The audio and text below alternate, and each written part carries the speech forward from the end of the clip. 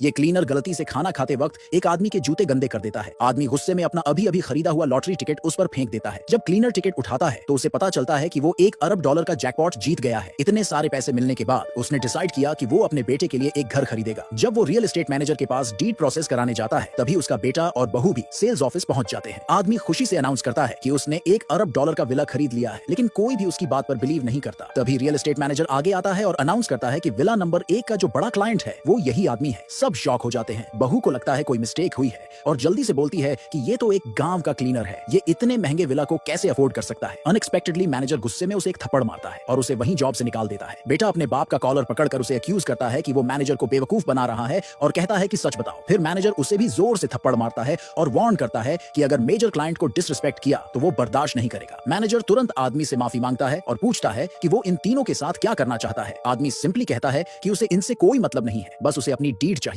Manager जल्दी से paper work पूरा करता है और उसकी लगेज और कॉम्प्लीमेंट्री कार उसके नए विला भेज देता है। जैसे ही आदमी लॉबी से बाहर निकलता है तीनों लोग फिर से उसका रास्ता रोक लेते हैं। भले ही मैनेजर ने कंफर्म कर दिया था कि वही विला नंबर 1 का ओनर है, पर वो लोग मानने को रेडी ही नहीं थे। उन्हें लगता था कि वो बस किसी और के लिए डीड कलेक्ट कर रहा है। आदमी बिना कोई आर्गुमेंट किए वहां से निकल जाता है और अपनी किस्मत पर सोचते हुए मुस्कुराता है। आदमी ने सोचा कि उसके विला में अब बस एक लेडी ऑफ द हाउस की कमी है, तो उसने अपने एक कोवर्कर को कॉल किया। कोवर्कर ने उसे अपनी छोटी बहन से ब्लाइंड डेट पर मिलवाने का प्लान बना दिया, जो खुद भी एक क्लीनर थी। जब आदमी मीटिंग प्लेस पहुंचा तो वहां उसकी बहू का बाप भी अपने खुद के ब्लाइंड डेट पर आया हुआ था। वो वहां अपनी तारीफें कर रहा था कि उसकी डेट कोई बड़े लेवल की एग्जीक्यूटिव है और कह रहा था कि कोई लड़की ऐसे क्लीनर के साथ थोड़ी जाएगी। अंदर एक फीमेल सीईओ ने उस आदमी को पहचान लिया जिसे उसने पहले कभी बचाया था। वो जल्दी से बाहर भागी और डिक्लेयर किया कि उसे वही लड़का पसंद है। आदमी को याद आया कि कोवर्कर ने बोला था कि उसकी बहन सफेद कपड़े पहनेगी, तो उसने गलती से सीईओ को अपनी डेट समझ लिया। थोड़ी सी बातचीत के बाद दोनों सीधा सिविल अफेयर्स ब्यूरो चले गए और शादी का सर्टिफिकेट भी ले लिया। सीईओ को लगा कहीं वो उसे प्रेशर में ना डाले, तो उसने अपनी असली आइडेंटिटी छुपा ली। फिर जब उसे पता चला कि आदमी गाड़ी चला सकता है तो उसने उसके लिए अगले दिन से ग्रुप में ड्राइवर की जॉब फिक्स कर दी। उधर बहू का बाप ये सोचकर कि क्लीनर कोई एग्जीक्यूटिव है खुद भी उससे अट्रैक्ट हो गया। उन्होंने भी जल्दी से अपना मैरिज सर्टिफिकेट ले लिया। अब वो ग्रुप में काम करना चाहता था, पर उसे बाद में पता चला कि लड़की तो खुद क्लीनर है। कंपनी में सिक्योरिटी गार्ड्स की कमी थी तो सीईओ ने उसे गार्ड की जॉब दे दी और वो हैप्पीली सोचने लगा कि उसे कोई बड़ी पोस्ट मिली है। अगले दिन एचआर डायरेक्टर बिल्डिंग के गेट पर खड़ा था और गलती से उसने बहू के बाप को सीईओ का हस्बैंड समझ लिया। थोड़ी देर में असली आदमी भी वहां पहुंच गया जॉब ज्वाइन करने, लेकिन फिर बहू का बाप उसका मजाक उड़ाने लगा। बोला कि सूट पहनने से गरीबी नहीं छुपती। बेटा और बहू भी उसे अक्यूज करने लगे